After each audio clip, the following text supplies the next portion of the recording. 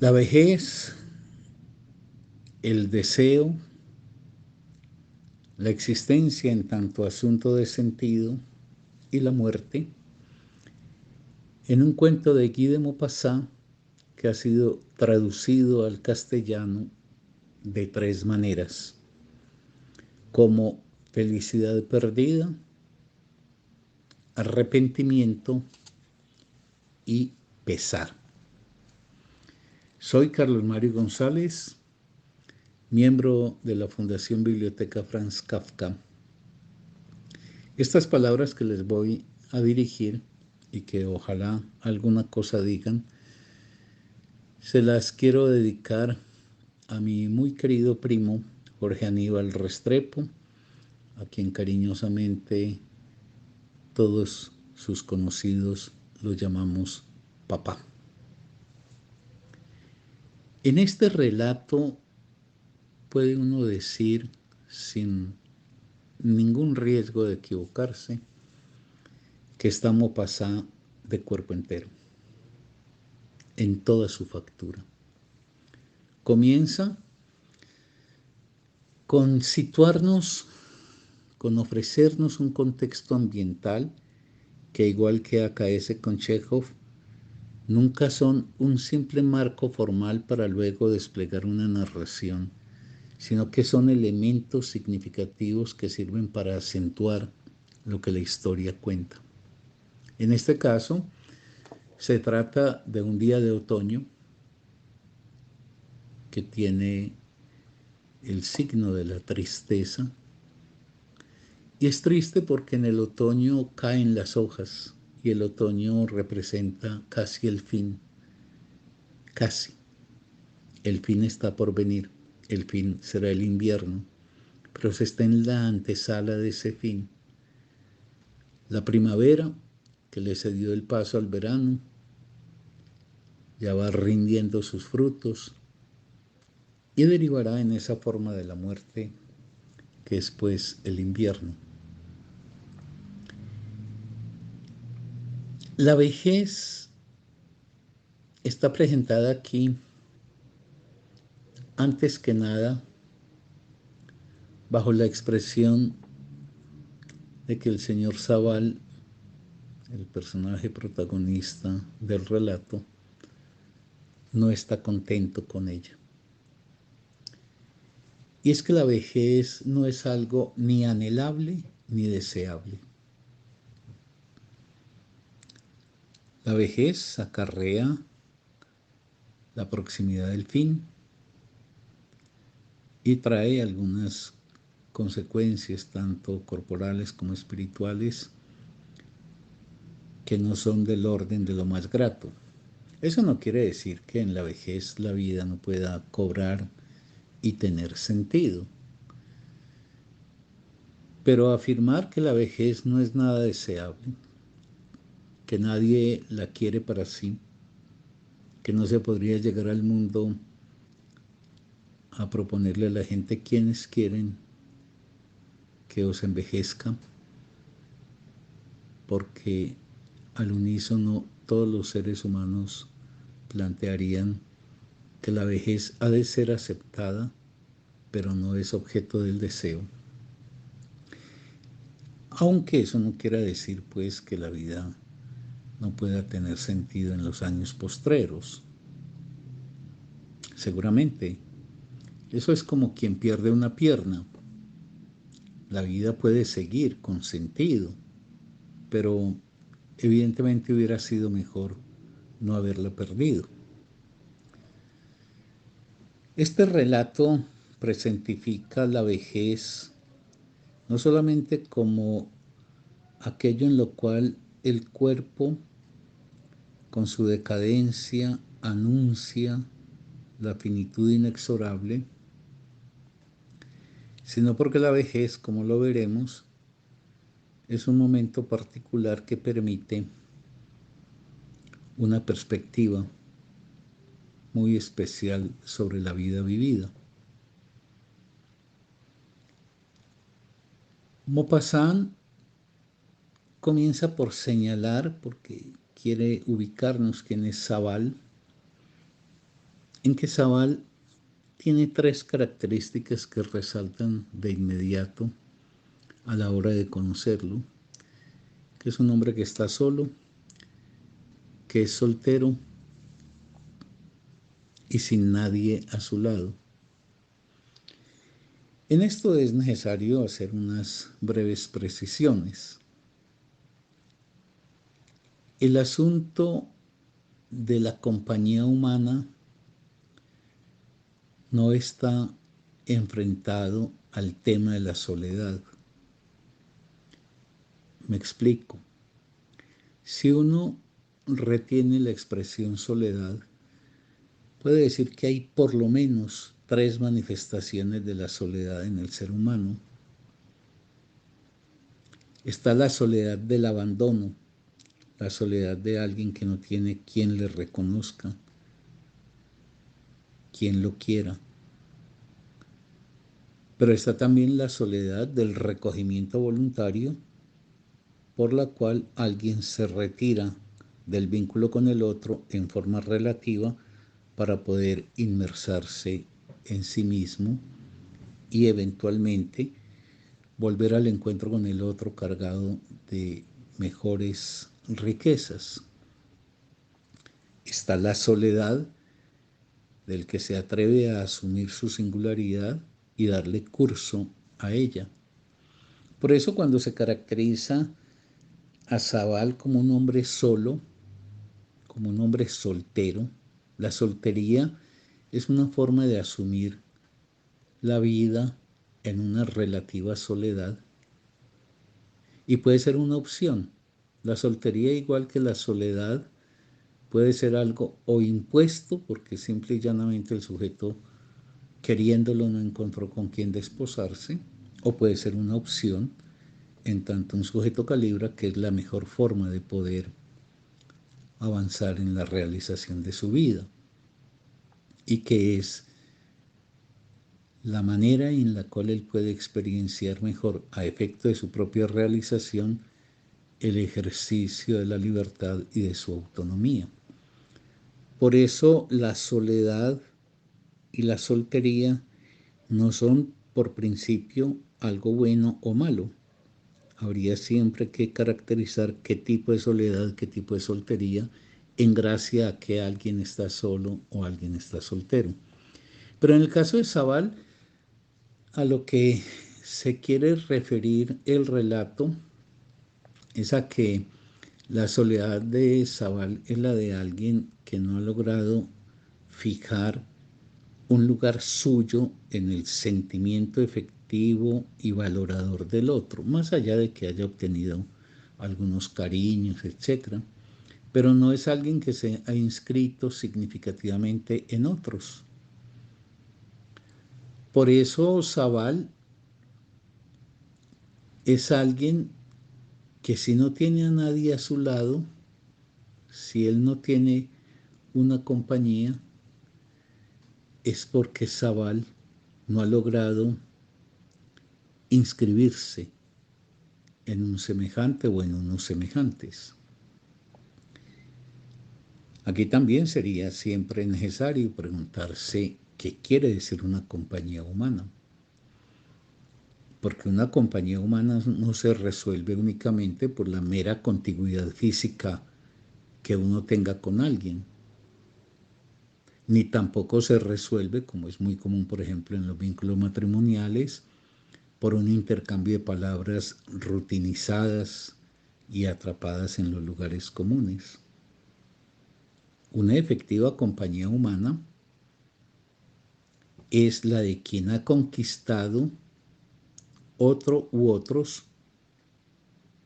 con quienes es posible tener la certeza de alguien que me comprende, en el sentido de que sabe ponerse en el lugar mío, habida cuenta las circunstancias que viva y que requiera compartir, pero de otro lado, a más de comprender, me sabe entender. Es decir, tiene elementos que me ayudan a significar y a asumir y concretar la existencia, la mía, en función de sus mejores posibilidades. Por eso una verdadera compañía humana comprende de un lado el sentimiento y de otro lado el pensamiento. Uno está acompañado no cuando anda físicamente al lado de otro. Kafka decía aquello de que dos seres que yacen juntos en la cama en una noche cualquiera, por ejemplo esposos, esas pieles que están una junto a la otra pueden estar sin embargo separadas por un abismo espiritual profundo e imposible de cerrar. Porque la verdadera compañía humana se alcanza, repito, cuando uno tiene la fortuna de construir un vínculo en donde el otro o los otros con quienes uno ha establecido tal relación tienen respecto de mí un sentimiento que les permite salir de sí y ponerse en mi lugar para, a la manera de un teatro, vivenciar mis circunstancias, y por otro lado, alguien que dispone los elementos que me ayuden a significar lo que vivo a efecto de poder encontrar las sendas que me lleven a concretar las mejores posibilidades de mi existencia. De ahí pues que haya dicho que es simultáneamente un asunto de sentimiento y de pensamiento. Pues bien, la vejez suele ser, y sobre todo en nuestra cultura, una época de soledad por abandono. Yo creo que envejecemos en general mal. Yo creo que en general vivimos la vida muy ajenos a un sentido de ella efectivo. Vivimos atendiendo únicamente a los resultados sociales del prestigio, del dinero, del poder. Pero lo sustancial del sujeto y de los otros sujetos solemos dejarlo de lado, y por ende una vida de alguna forma separada de lo más propio y esencial, pues conduce a una vejez que suele ser una época de soledad por abandono.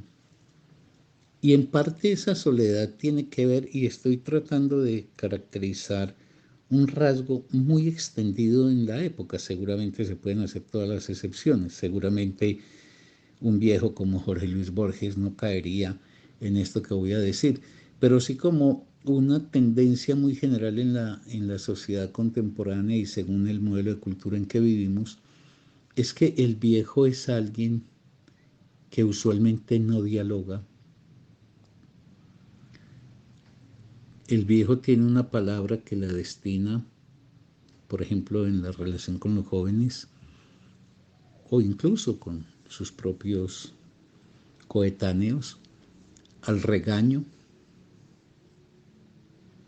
o a tirar línea, es decir, a indicarle, por ejemplo, al joven cómo debe ser, pero en el sentido imperativo, no en el sentido de que él ofrezca su existencia como aquello a partir de lo cual el joven puede leer para derivar por su propia cuenta las conclusiones que considere más importantes, sino que en general el viejo termina siendo un moralizador, que supone que él tiene el dominio del trazo de la vida del joven, y entonces o lo regaña o le tira línea. O una tercera actitud del viejo en este marco general de que no dialoga, es decir, no pone su palabra en una interlocución creativa con el otro, es que se infla en el narcisismo, y entonces su vida se reduce a estar contando sus proezas o exaltando las distinciones que ha recibido. Y por eso no es de extrañar que los jóvenes sean renuentes a estar con los viejos, pero son renuentes porque el viejo, que quizás ha extraviado el camino del diálogo a lo largo de la vida, y cuando yo digo diálogo, yo quiero decir esa interlocución con un otro que tiene el carácter de lo creativo. Dialogar no es simplemente interlocutar en función de unas informaciones que van y vienen de uno a otro, sino que dialogar, yo en alguna parte he dicho que es el ámbito del pensar en la vida cotidiana. Entonces un dialogante es cautivante cuando se encuentra con otro que es idem, precisamente porque vive en el tiempo como una función creativa que pueden encontrar a efecto de los asuntos de la vida que les parece importantes. Entonces, repito escuetamente, ¿por qué esta vejez de una soledad como abandono? Pues porque estamos distanciados de los demás y estamos distanciados porque la palabra la hemos volcado los viejos o al regaño o a eso de indicarle al otro cómo debe ser, que es como la forma inversa del regaño. El regaño es decirle no hagas esto y el deber ser es haz esto, o a esa presentación narcisista de dar cuenta de toda una trayectoria llena de méritos, logros, conquistas, proezas, etc. Eso implica evidentemente en el viejo alguien que no quiere ser escuchado, pues porque tampoco hay nada ahí de donde proveer, por ejemplo, un joven o incluso un coetáneo, algo que le permita ponerlo al servicio de su propia vida. De otra parte, la vejez es tan ineluctable como la muerte, de no mediar pues una muerte temprana, y la vejez es antes que nada la constatación de que tenemos poco tiempo por vivir. Los que somos viejos tenemos un tiempo muy recortado hacia adelante y mucho tiempo vivido hacia atrás. Por eso, la vejez es una antesala de la muerte. Sobre la vejez planea siempre la muerte. La muerte cobra el carácter de algo que es inminente, que no sabemos cuándo, ni dónde, ni cómo, pero que no tardará mucho en acontecer. De ahí que la vejez sea una metáfora de la muerte absoluta. Esa muerte absoluta es la cesación de todas las posibilidades cuando ya no queda nada para seguir el ejercicio del ser. Y la vejez es una metáfora por la vida de las muertes relativas que tiene que encarar, porque envejecer es asistir a una sucesión, digamos, de pequeñas muertes. Por ejemplo, la decadencia del cuerpo, que va entonces abriéndose a la muerte de funciones, órganos, etc. Y por eso la proclividad a la enfermedad. En el relato de Maupassant está expresado en la señora Sandré,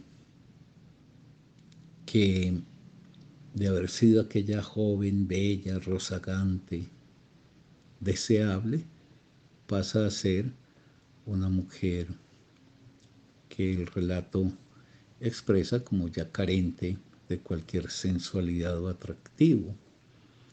Y de hecho, de ahí habría que decir algo. A esta época no le gustan mucho las verdades y entonces vivimos en función de eufemismos y que no se digan las cosas en forma directa, la verdad no se puede enunciar, busquemos formas compensatorias, busquemos formas halagadoras. Pero la señora Sandré nos testimonia de algo que es propio de la vejez, y es que no hay cuerpo viejo bello, que la belleza se diluye con la vejez, y que si puede quedar algo, quizás está en el lado del recato y del pudor. Pero también la vejez es la asistencia a esas formas de la muerte relativas que pueden ser las afecciones mentales, en menor o mayor grado. Pérdida de la memoria, de la rapidez de los enlaces lógicos, que se puede dar diferencialmente en los sujetos, pero que evidentemente, sobre todo si la vejez es avanzada, empiezan a hacer su efecto sobre el individuo. También la vejez, en tanto metáfora de la muerte absoluta por vía de las muertes relativas a las que nos conduce, lo hace por las muertes de los seres conocidos y valorados.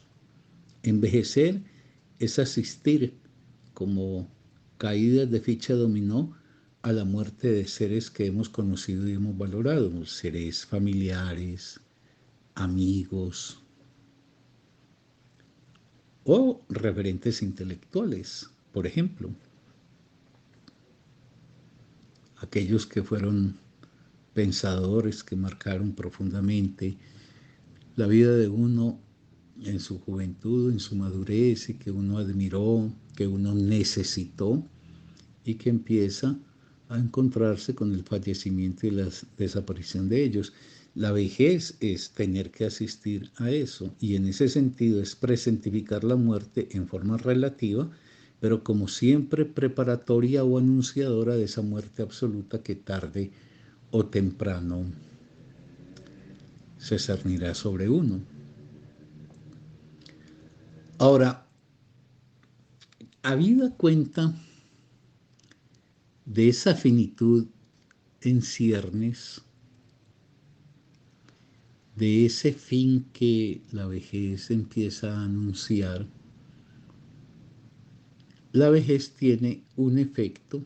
Claro que esto siempre tiene que ver con las singularidades de los sujetos, porque hay muchos sujetos que se resisten, deniegan y digámoslo, ni siquiera en los tiempos postreros de su vida se ocupan de pensar su vida y mueren tal como vivieron, ajenos completamente a cualquier reflexión sobre sí mismo o sobre el mundo. Pero podríamos decir que para muchos viejos esa cercanía de la muerte, esa conciencia del tiempo, como lo que está ya en vías de su agotamiento, implica un volver la mirada al tiempo vivido, un abrir la pregunta ¿y quién he sido? ¿Y cómo he sido? ¿Y por qué he sido eso que fui? Esa mirada al tiempo vivido en algunos cobra la forma de la melancolía. Y aquí otra vez hay que decir que en general las palabras no se pueden significar de una sola forma. A veces habría que tener siempre conciencia que una palabra puede ser ambivalente en sus expresiones. La palabra melancolía puede tener que ver, por ejemplo, con el poder evocador que tenemos, evocar tiempos vividos.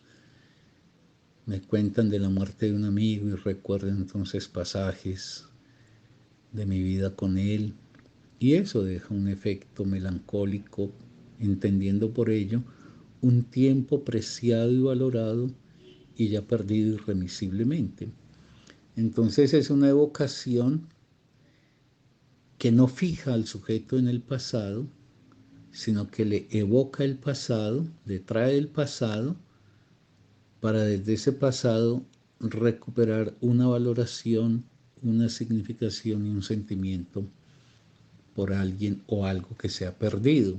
Pero también puede haber una melancolía que fija al sujeto ya de manera pétrea en el pasado y que le niega la vivencia del presente. Esa segunda forma de la melancolía conduce a la depresión, y la depresión es una dejación del ánimo de vivir. Por eso, pues yo en lo personal he defendido siempre que lo melancólico, el evocar en un momento dado aquellos seres que has querido y que hoy ya no tenés, y que te acarrea un efecto de tristeza, no es algo que haya que repudiar ni rechazar. Esa tristeza que me implica el recuerdo de ese amigo querido que ya se fue, de ese padre o esa madre, hablan de una presencia de ellos en mí por el momento mientras yo todavía soy. Seguramente cuando desaparezca, y cuando desaparezca el otro puñado de gente que los evoca con sentimiento, y con ese deje propio de lo melancólico, es decir, de lo vivido gratamente y que ya no será recuperable, cuando ese puñadito desaparezcamos, pues para siempre desaparecerá cualquier evocación de aquel a quien estábamos recordando o de ese pueblo que quisimos en nuestra infancia. Pero eso, repito, es distinto pues a estar fijado en la melancolía ya como un rechazo al tiempo presente y obviamente al futuro y como una invocación de que la vida solamente se puede hacer volviendo la mirada hacia atrás. Pero también esa mirada hacia el pasado, más allá de lo melancólico, puede ser una mirada al servicio de una reinterpretación de sí, es decir, de un esfuerzo por forjar la verdad de sí en términos de la trayectoria existencial que uno ha desplegado y por qué lo ha hecho y cuáles fueron las fuerzas que lo condujeron. Es la conciencia de sí y es una autoexplicación que cubre sobre el largo tiempo vivido, lo bien vivido, lo que efectivamente uno considera que hizo en buenos términos y volvería a hacer, pero también la constatación de los errores en que uno incurrió y que uno, de tener una segunda oportunidad, no incurriría en ellos, o los fracasos.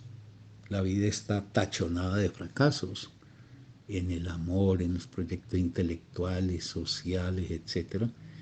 Y a veces esos fracasos son ineluctables por parte de perspectiva en el momento en que uno encuadra la realización de esos proyectos, pero a veces son simple y llanamente inevitables.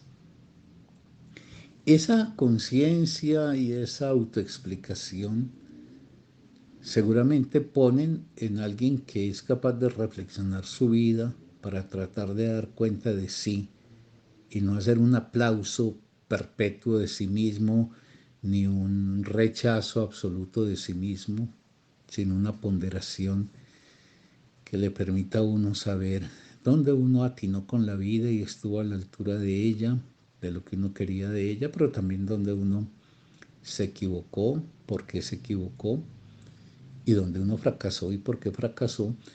Ese conjunto, esa amalgama de aspectos tan distintos, logros, errores, fracasos, dejan en el sujeto una conciencia trágica de sí. Trágico no quiere decir algo deplorable, trágico quiere decir una conciencia de que la vida es resultado no ideal, no como probablemente hubiese querido un anhelo de perfectibilidad, y que hay pérdidas en la vida que son ya irreparables. Pero lo trágico habla de algo que he vivido y que ya no tiene retorno alguno. La forma en que me equivoqué en ese amor con el que amé a esa mujer, el error que cometí en esa acción política que emprendí, la falla que me cruzó en la amistad que en algún momento no supe valorar, etc. Y eso pondera la vida y eso permite una mejor verdad de sí en el presente.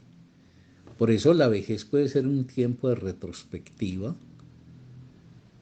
no de retrospectiva para uno sumirse o en el pasado fue mejor o en condenar el presente, sino para sopesar quién es uno, para bajarse un poco de ese pedestal narcisista en donde uno mal que bien busca aplaudirse, justificarse y poder tener una imagen de sí en la que los verdaderos valores conquistados sean tales, porque están contrastados también por los errores que uno cometió.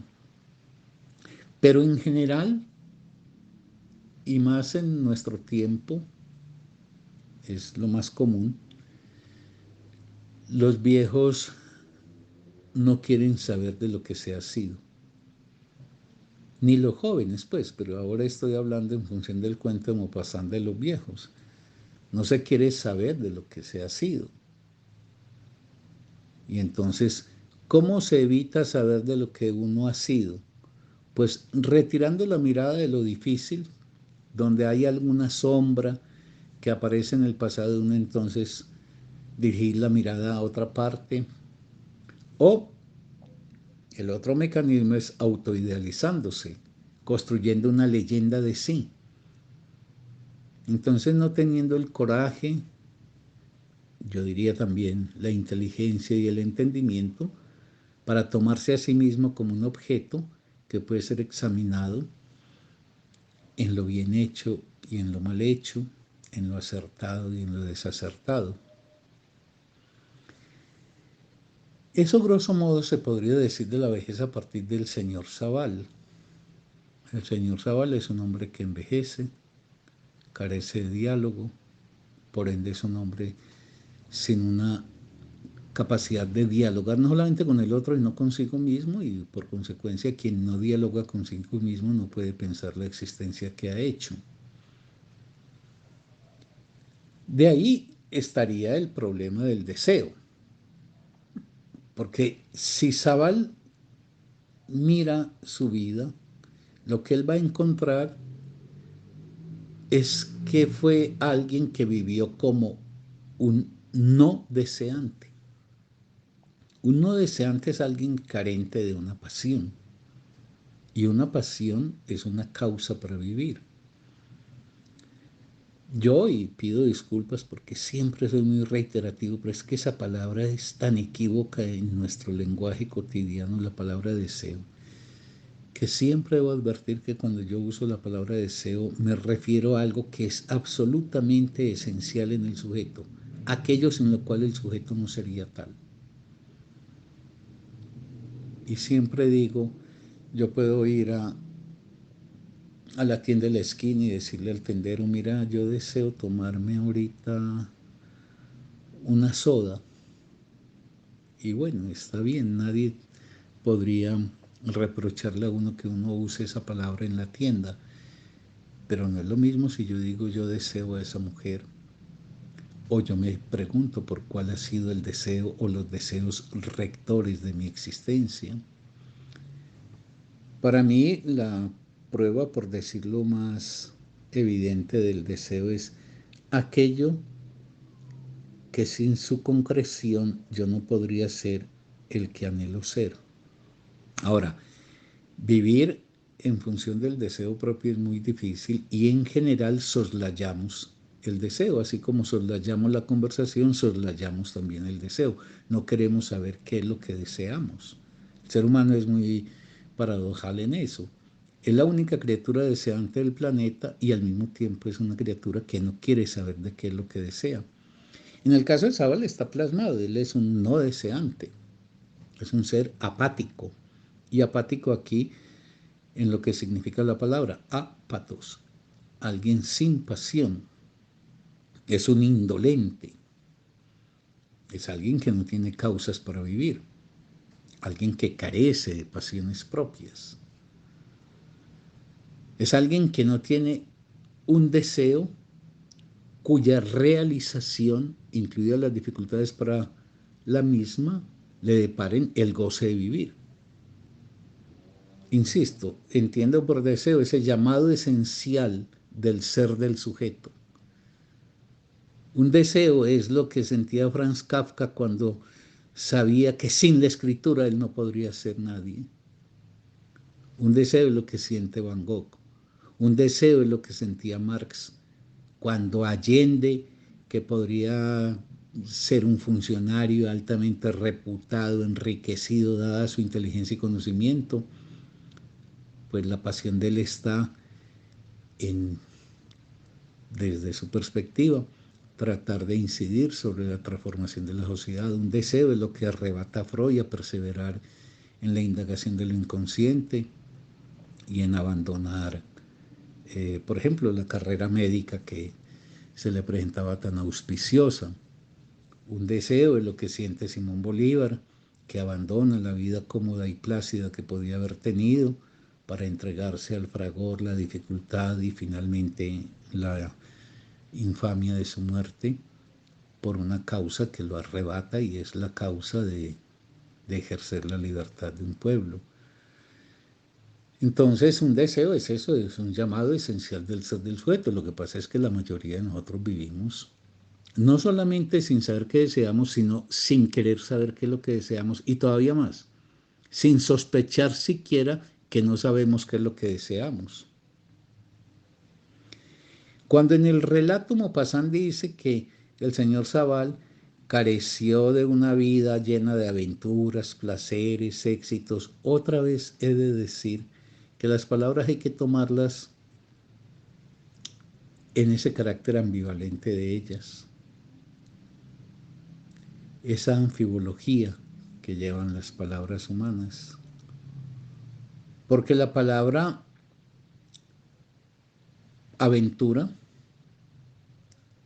o la palabra placer o la palabra éxito pueden tener sentidos contrapuestos. Por ejemplo, aventura, placer, éxito puede ser algo que alguien anhela en la vida y va en busca de ello como caminos para hacer una vida distraída de sí, es decir, no hacer nada. Entonces, aventura es cualquier cosita que me saque de esta monotonía en que vivo. Colgarme de un lazo en un tobillo y lanzarme a un abismo, etc. O placeres pueden ser simplemente la forma de entretener mi existencia, o los éxitos son la forma imaginaria de considerar que mi vida valió la pena porque recibo aplausos o porque socialmente me asignan, ya sea en el orden del poder o del dinero, en una escala, un lugar alto. Es decir, la ambivalencia de esos términos pueden testimoniar o una vida distraída, esa vida de no hacer nada, la vida pues como una monotonía, y cuando se dice monotonía es un tono único, que eso es distinto a rutina. La rutina es una necesidad para precisamente romper la monotonía. Es decir, cuando Van Gogh está ante el lienzo y todos los días se levantaba a ponerse ante el lienzo, estaba ante una imagen que alguien que fuera corto de entendimiento diría, bueno, ese señor está toda hora sentado en ese banquito frente a ese marco y dele con ese pincel, pero Van Gogh en cada ocasión está en una experiencia de sensibilidad y de pensamiento distinto. Es como alguien que está en su escritorio estudiando y no sé, llegara un marciano y lo examinara durante un largo tiempo y entonces cuando va a dar cuenta de él dice, ese señor o esa señora se mantiene en lo mismo, está sentado, cabeza gacha, enfrente de un libro. Eso es una vida monótona. Pues ahí hay una equivocación, ahí hay una rutina que tiene que ver con ejercer una labor que en cada instante está poniendo al sujeto en otra cosa. Porque ese que estaba leyendo hoy y que estaba leyendo ayer no está en lo mismo hoy que ayer. Es más, en el hoy no está lo mismo cuando sus ojos pasan de esta página a la otra página. Por ende, pues, cuando se dice que Zabal fue incapaz de encontrar aventuras, placeres, éxitos, no son, pues, por lo menos entiendo yo así, que no se pueden entender como si se anhelara que la vida sí hubiera tenido sentido para Zabal si él simplemente se hubiera entregado a la concreción de esa tripleta de términos en función de la distracción de la vida. No, lo que pasa es que Zabal es un hombre que ha distraído la vida. Es decir, alguien que no la ha tomado en serio, que no ha tenido conciencia de ella y de su paso, de su fugacidad, y por eso la dilapida, y de ahí que uno de los efectos de este relato es mostrar las consecuencias que se pagan cuando uno no sabe atender la vida a tiempo. La indolencia de Zabal, esa apatía de Zabal, uno podría decir que es el deseo de Zabal sofocado por la pereza. pero enseguida digo algo sobre ello, sobre la pereza, porque también es otra vez algo que es bueno precisar. La indolencia de Zabal está en su incapacidad, en su impotencia, en su desdén por conquistar a otro. Aquí la palabra conquistar no quiere decir subordinar a otro, como cuando digo o alguien dice, quiero conquistar a esa mujer que me fascina o a ese hombre que me fascina. Conquistar ahí no toma la acepción de subordinar al otro, sino de ganar su deseo. Conquistar en este caso, y de ahí que sea un término tan bello, por ejemplo, en el vocabulario amoroso, porque no se puede simplificar y pensar qué quiere decir someter al otro. Quiere decir cómo gano el deseo del otro, cómo logro cautivar el deseo del otro, es decir, cómo logro dirigir el deseo del otro hacia mí, ya sea el deseo sexual o el deseo amoroso. Pero Zabal es un hombre que ha sofocado completamente el deseo, y esa sofocación del deseo es lo que podríamos caracterizarlo, según el mismo Maupassant, como la pereza que gobierna a Zabal. Otra vez, y me disculpan la redundancia, la ambivalencia de los términos, porque hay dos tipos de pereza en la vida. Hay una pereza ante lo impuesto desde el exterior y opuesto al sujeto, y ahí hay una dignidad de la pereza. O sea, el esclavo que hace pereza cuando no se da cuenta el amo es más digno que el esclavo que en presencia o ausencia del amo trabaja febrilmente. A veces la pereza es una forma de protesta ante algo que no se puede reconocer como propio de sí, es decir, algo que está articulado a lo que uno es. La pereza, por ejemplo, que existe con la mayoría de los trabajos en el mundo contemporáneo, tiene que ver con que son horas de tiempo muerto en la vida de los sujetos, son horas que los sujetos sienten que lo único que les redunda es el pago de un salario, pero que en la ejecución de eso poco se pone en juego de sí. Por eso ese tipo de pereza, y aquí estoy recordando una formulación de Marx, dignifica la persona. Un matrimonio cansino, rutinizado, sin palabras, sin fervor ninguno, pues es mejor que un sujeto reconozca que le da pereza a que un sujeto dócilmente se someta a unas formas de negación de sí. Pero también está la pereza ante lo más propio de sí. Es decir, esa pereza que se expresaría como no querer saber de su propio deseo, ni querer saber de cómo forjar una vida contando con este deseo. Zabal era un aperezado en el segundo sentido. Es decir, no quiere saber de sí. Y uno no sabe de sí si no piensa tratando de ubicar qué es lo que uno desea. Eso nunca se logra por el mero ejercicio de la razón, pero yo sí creo que la razón, vía el conocimiento, va permitiendo que un sujeto delimite en donde se juegan asuntos esenciales suyos y por ende pueda poner la vida en dirección a esto. Pero Zabal no quiere saber nada de sí.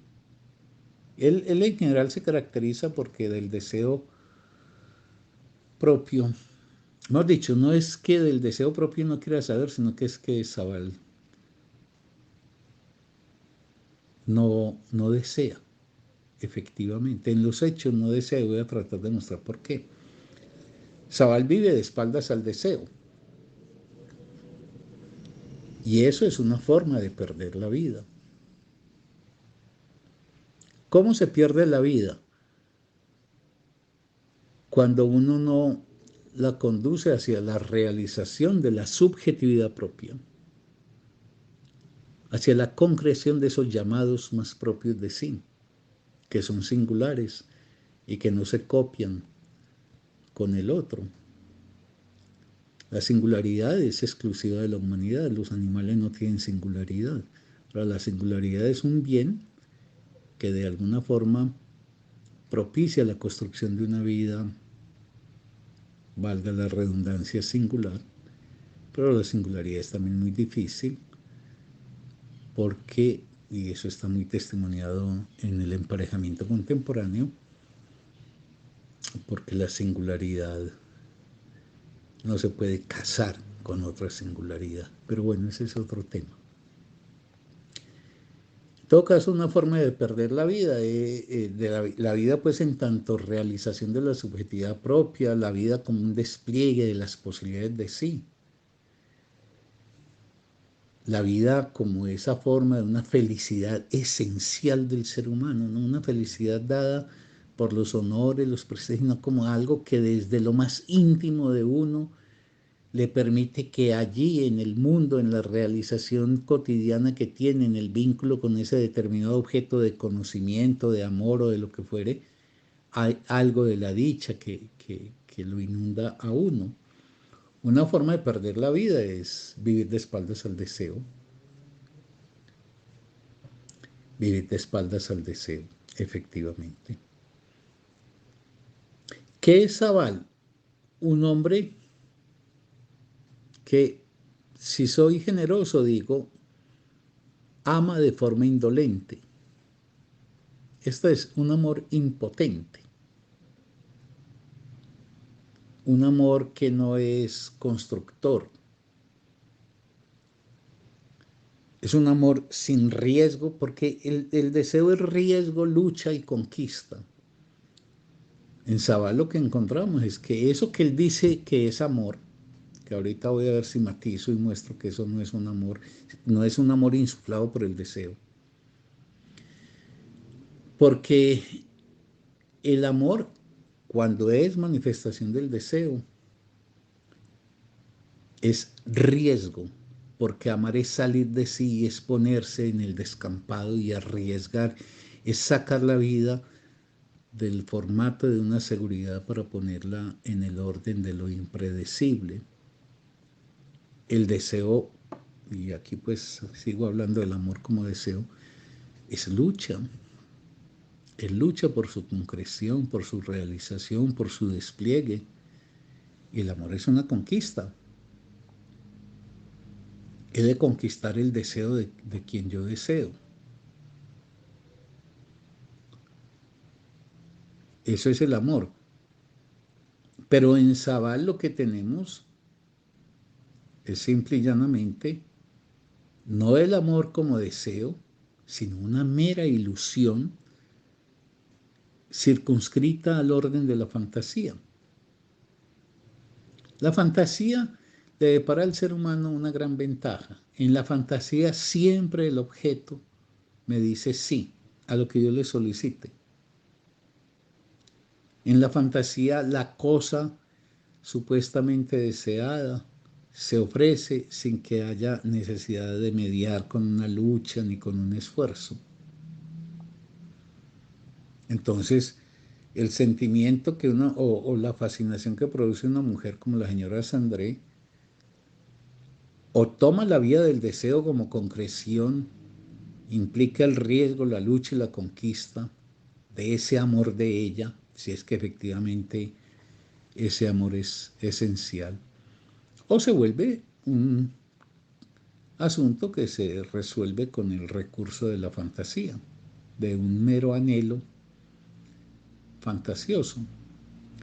Porque yo quiero ser en esto también muy preciso. El deseo de verdad, el deseo de eso que tiene que ver con algo esencial del sujeto, se reconoce en algunos rasgos que es muy fácil de notar en los sujetos que están embargados por una pasión. En el empuje efectivo hacia su objeto. El deseo es una constante que nos entrega un sujeto empujando en dirección al objeto deseado, a esa escritura de Kafka, a esa mujer. Por ejemplo, en Busca del Tiempo Perdido, la forma en que Swann empuja hacia Odette, en tanto la desea de verdad. El deseo se reconoce en el proyecto a tramitar. El deseo es proyectivo. El deseo no vive en el instante y se desvanece en el instante. El deseo es una forma de marcar, de investir el futuro, del anhelo de una acción que está dirigida precisamente al encuentro o a la conquista de ese objeto. El deseo se reconoce también un deseante. Sus signos distintivos están también dados por la lucha que libra por lograr el objeto, por el logro del objeto. Pero también, y es consecuencia de esa disposición a la lucha por el objeto, por la perseverancia. La perseverancia quiere decir el saber permanecer en el tiempo, por la tenacidad para sortear las dificultades. Un deseante es un combatiente.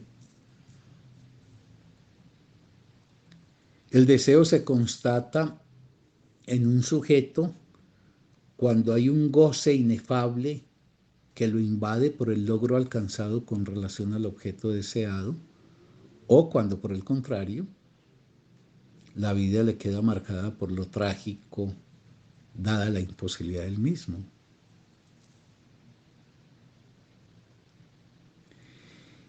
El deseo, pues, uno podría decir así, nos hace combatientes. A los deseantes se les reconoce en la trayectoria de sus hechos. Los tiempos que nosotros vivimos son tiempos, yo lo digo con mucha frecuencia, de hombres y mujeres mariposas, que viven posadas en una rama, brincan para la otra, nunca permanecen en nada, nunca tienen tenacidad para enfrentar nada, todos los llena de curiosidad, pero en nada logran establecer un basamento desde donde empezar a trabajar. Entonces entran a todos los grupos, curiosean. Yo alguna vez le decía a un amigo que no hay peligro mayor en el tiempo contemporáneo que un joven o un viejo con un celular en la mano abierto en YouTube, porque todo le interesa, pero en nada permanece. No, un deseante es alguien que focaliza y permanece, trabaja, lucha, persevera en función del objeto. Eso es, por ejemplo, el amor. Pero Zabal es un hombre que no permanece porque no lucha y no sabe encontrar una continuidad en el esfuerzo por conquistar el objeto amado. Una muestra del no deseo del señor Zabal, que estaba casada la señora Sandré. Este no es un problema de moral,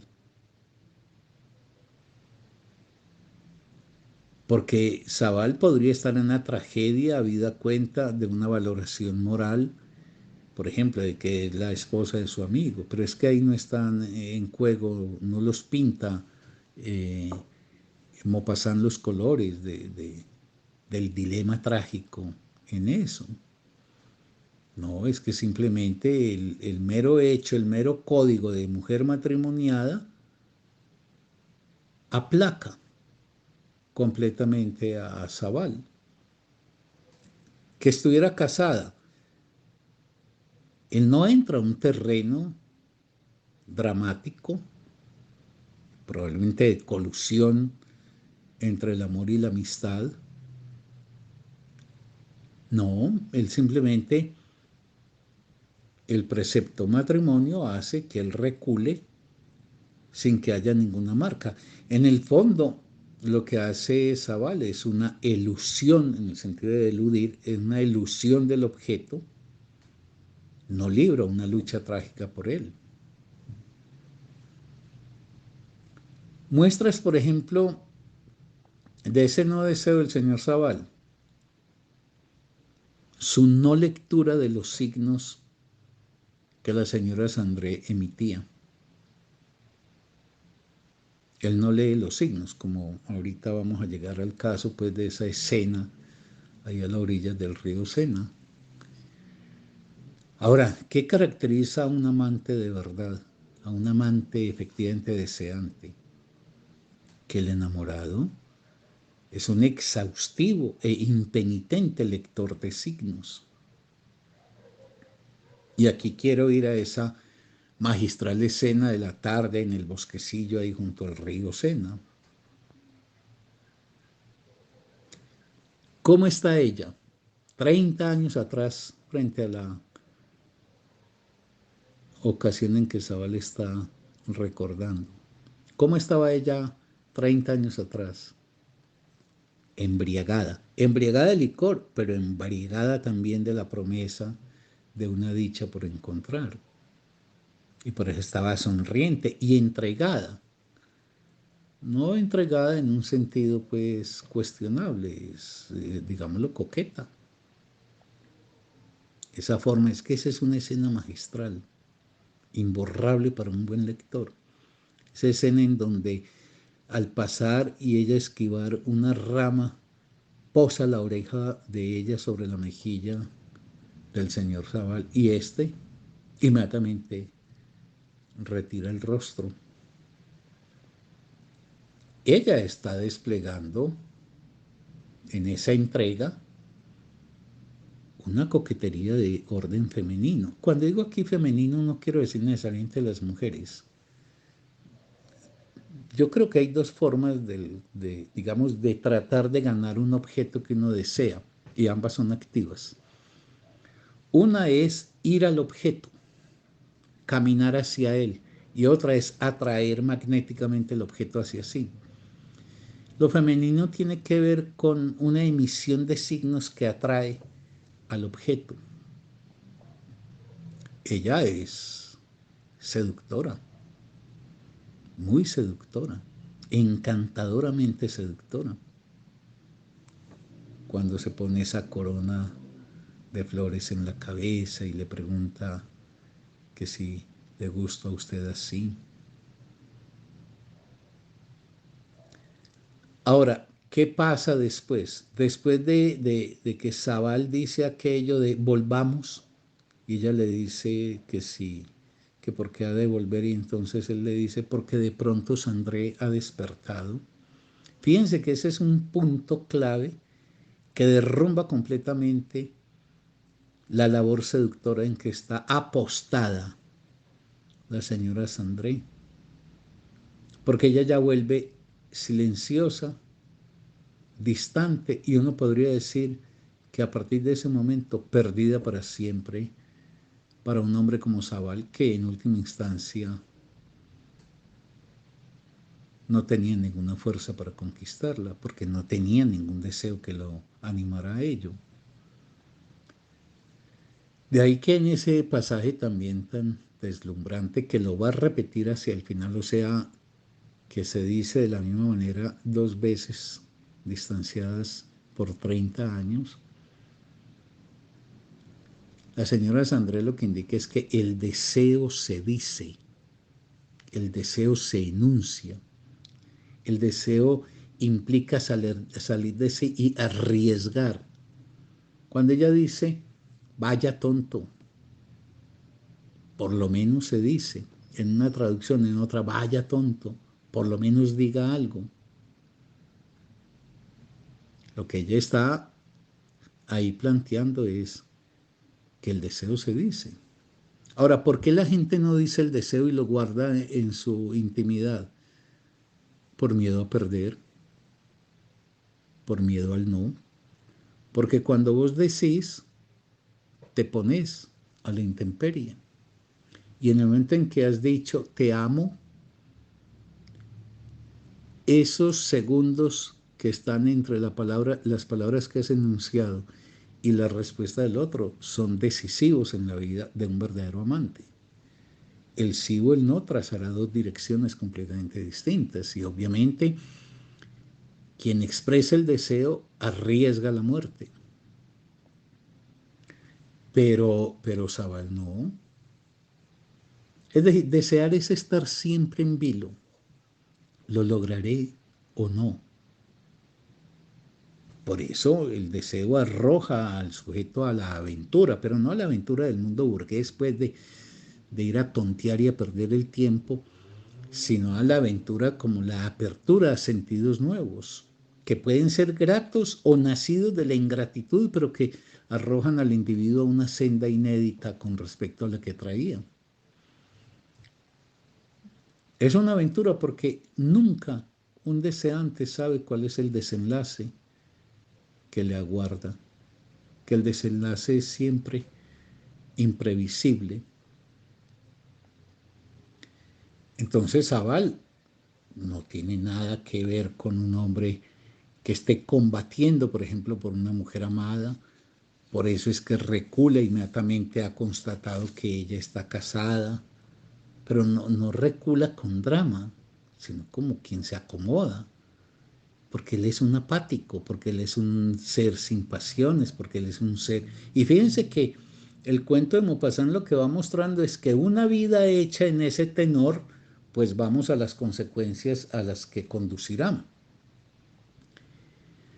Ahora, el descubrimiento tardío de Zabal, cuando ya es un hombre viejo, ese descubrimiento de que en aquella ocasión, esa respuesta es hermoso ese relato cuando dice ella, ya vieja, y él le dice, y si yo le hubiese dicho, ella le dice de esa forma lapidaria, hubiese cedido, amigo mío.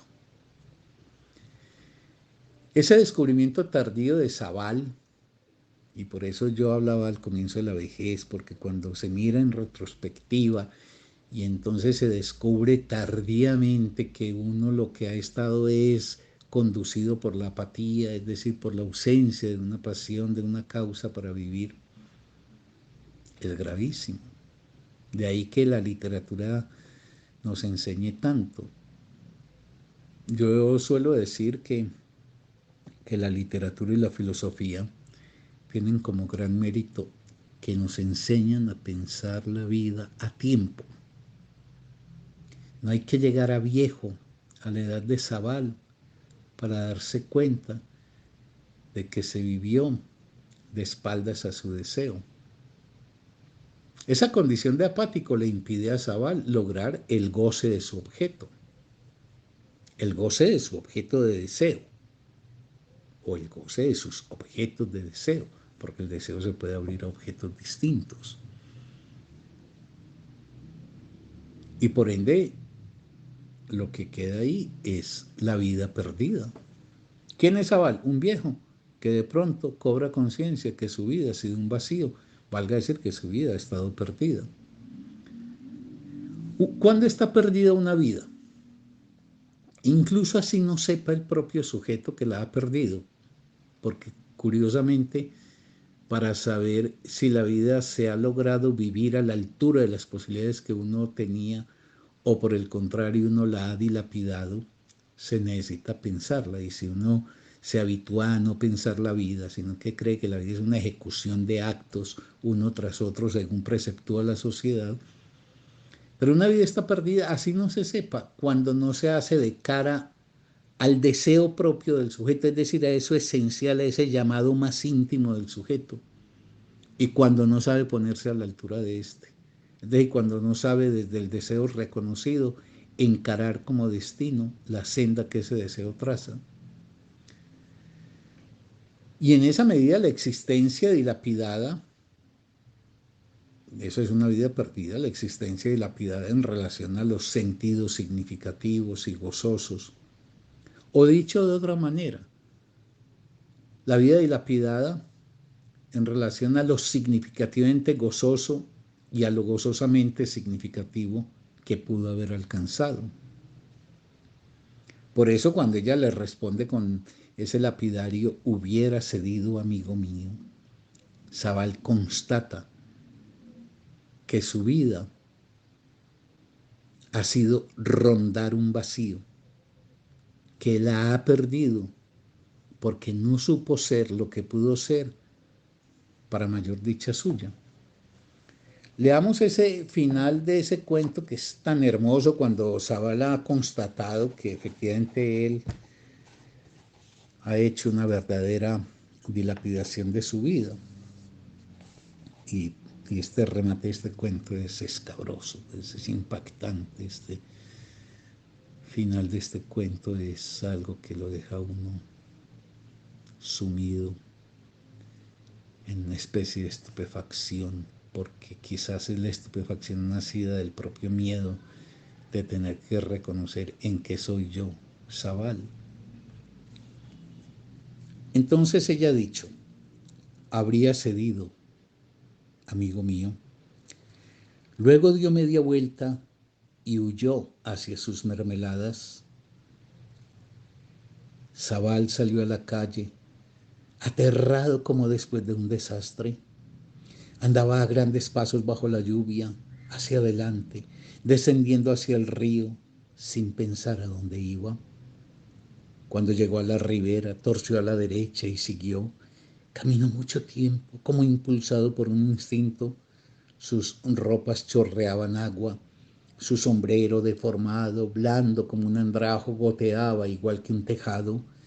Seguía caminando, siempre adelante, y se encontró en el sitio en que habían almorzado un lejano día cuyo recuerdo torturaba su corazón. Entonces se sentó bajo los árboles desnudos y lloró. Ese es un desenlace conmovedor, profundamente conmovedor. Porque Zabal ha entendido, pero cuando ya no hay tiempo, que su vida no fue lo que pudo haber sido y no fue lo que debió haber sido para sí. Por eso llora. Y llora es la expresión del pesar, o si se quiere, de la tristeza. Pero ya es la tristeza ante lo impotente. ¿Qué hubiese sido la vida si él hubiera tenido el coraje y la valentía de encarar su deseo, de arriesgarse en la pronunciación de su deseo? ¿Quién sabe? Nadie podría decirlo. Eso le tocaría a uno especular. Ahora, perdida la vida, está perdida para siempre.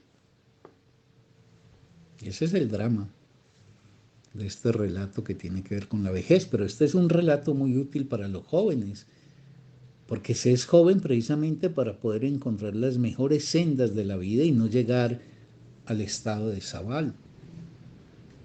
Porque digo, perdida la vida, está perdida para siempre. ¿Por qué? Porque la muerte absoluta traza el final de nuestra existencia. El final, como la bajada de telón ya, la función se acabó y esto ya no da alternativa porque nuestra vida es única, es irreversible, es irrepetible. Esa muerte que el relato caracteriza a través de lo que el señor Zabal constata. Y leamos un pasaje del comienzo del relato que atañe a la muerte, porque en el estilo de Maupassant él ofrece, aunque la muerte, como eso al que se aproxima por la vejez que ya lo embarga, le permite una retrospectiva sobre la vida para dar cuenta dolorosamente de cómo ha perdido la vida, en el estilo, digo, Maupassant articula muy al comienzo el tema de la muerte, pero leámoslo porque es muy diciente. Se quedó solo, habían muerto los seres queridos, y ahora pronto le tocará morir. Él desaparecerá y todo habrá acabado. Ya no habrá señor Pablo Zabal en la tierra. Qué horrible. Otras gentes vivirán, amarán, reirán, sí, se divertirán y él ya no existirá. Es raro que podamos reír, divertirnos, estar contentos con esa eterna certidumbre de la muerte. Si esa muerte solo fuera probable, aún se podría esperar, pero no, es inevitable, tan inevitable como la noche después del día. Ahí Maupassant nos sitúa, como siempre hacen los grandes escritores, de cara a un hecho crucial de todos los seres humanos, de todos los tiempos, todas las culturas, etc. Y es que somos una criatura destinada a morir y que sabemos que ese es nuestro destino. Lo sabemos teóricamente, pero vivimos siempre olvidándolo. ¿Y cómo lo olvidamos? No valoramos efectivamente el tiempo para que ese tiempo esté al servicio de la realización de esas mejores posibilidades que uno contiene, que no son las posibilidades del éxito social, ni del poder, ni del dinero, ni de la fama, son las realizaciones de esos llamados íntimos, en donde incluso en una vida que no necesariamente sea prestigie, detente poder o posea riquezas, puede ser una vida plena. Pues a mí no me cabe ninguna duda que Beethoven vivió bajo muchas afugias económicas y materiales, pero los banqueros que vivían en la época de Beethoven me tendrían que explicar muy largamente en qué medida esas vidas consumaron una realización más plena de goce que la de Beethoven. Pero así también muchas personas que no necesariamente han gozado de la fama. Entonces aquí en este pasaje lo que Maupassant nos advierte es que la muerte es una especie de punto de referencia que nosotros hacemos muy bien si recordamos que somos mortales y que la vida que realizamos la hacemos contra el telón de fondo de una muerte inexorable. Porque si uno tiene conciencia de esa muerte, entonces precia el trayecto que le corresponde como tiempo vivir y no lo dilapida y no lo entrega al entretenimiento vacuo. Lo vuelve significativo. Significativo quiere decir, explora uno lo que le es más posible para encontrar esas dichas inefables que la vida suele también ofrecernos. Por eso, de Maupassant podemos derivar esa verdad que tendemos a olvidar de que todos moriremos, que todos estamos condenados a desaparecer. Y no solamente a desaparecer físicamente, sino a ser olvidados. Y que en lugar nuestro otros vendrán y vivirán como nosotros, reirán como nosotros, amarán como nosotros, y uno ya no será. Y el mundo seguirá su marcha indiferente a que ya uno no sea y sin memoria de que uno fue. De ahí, repito, el imperativo de saber vivir esta vida, de saberla vivir lo mejor posible, para lo cual es necesario reconocer qué se desea como un asunto esencial y encauzar esa vida por la senda de tal deseo. Esa es una de las lecciones que nos ofrece este maravilloso cuento de Maupassant. Para concluir, yo podría decir que por eso se pueden articular las tres traducciones que se han hecho al castellano, porque no debe ser muy enigmático que un cuento encuentre tres versiones, pero al mismo tiempo cada una de las tres versiones tiene su propia validez. Y lo que quisiera formular pues como colofón de todo este comentario que hice en torno a este relato tan conmovedor, a este relato tan aleccionador para el que quiera aleccionarse en tanto reflexionar sobre su propia vida, es que esas tres traducciones, felicidad perdida, arrepentimiento y pesar, se pueden articular en una sola construcción. Y yo podría decir que este cuento atañe en lo esencial al arrepentimiento por perder la felicidad de vivir y el pesar inevitable que proviene de ello.